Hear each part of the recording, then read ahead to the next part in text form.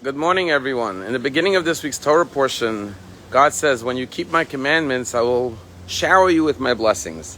And one of the most beautiful blessings is, God says, I will remove the shackles of your yoke, and I will lead you erect to the land of Israel. And our rabbis ask, what does it mean that God will lead us erect? So the Targum Unkla says that God will lead us with freedom. But Rashi says it means Bekoma Zakufa, with a straight spine and a head held high. Now this doesn't mean arrogance, but it means with pride, with confidence, with conviction. But the Netziv explains what Rashi means, and he says it doesn't just mean physically, but it means psychologically and spiritually. He says, imagine an animal that has a yoke on it, and the master goes and takes the yoke off the animal. Most likely the animal will continue to walk with his head held low, because the animal has been trained, conditioned, habituated to always walk with his head down. And the animal most probably thinks that even if the yoke has been taken off, surely it'll be placed back on my head soon, so why bother lifting my head? Says the Netziv that the blessing of I will lead you with your head erect, with a straight spine, means that you will have a psychological shift and you will realize that you're free. And you don't have to live with insecurity, with meekness, with fear, but you can live with trust, with faith, with hope, and with optimism. And indeed, sometimes because the Jewish people have been through thousands of years of exile, of persecution, of oppression, we had to hold our head low. As the Netziv says, we don't realize that we can now raise our heads proudly as Jews. You know, last week in New York on Sunday, this past Sunday, there was an Israel Day parade.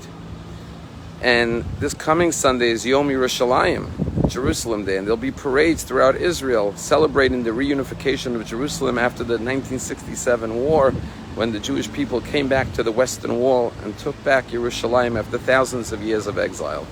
And you ask, what's the point of a parade marching through New York City with bands and music celebrating Israel, or Yom Yerushalayim parades?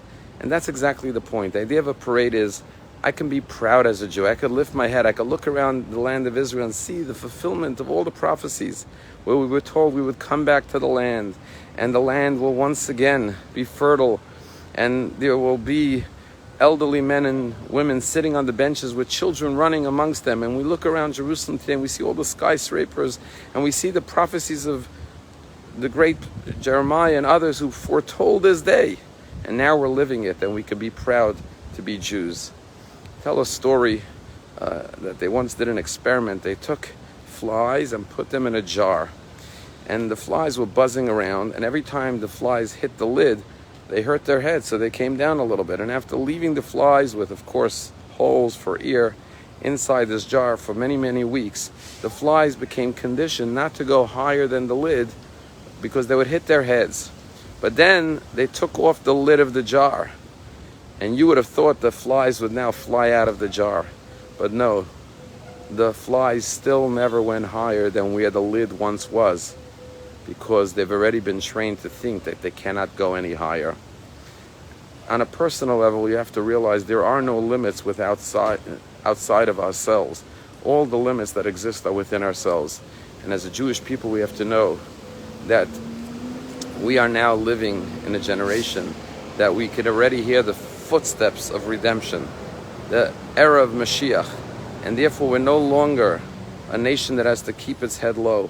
We could raise our heads as Jews, be proud, and carry ourselves with an erect spine. Have a wonderful day.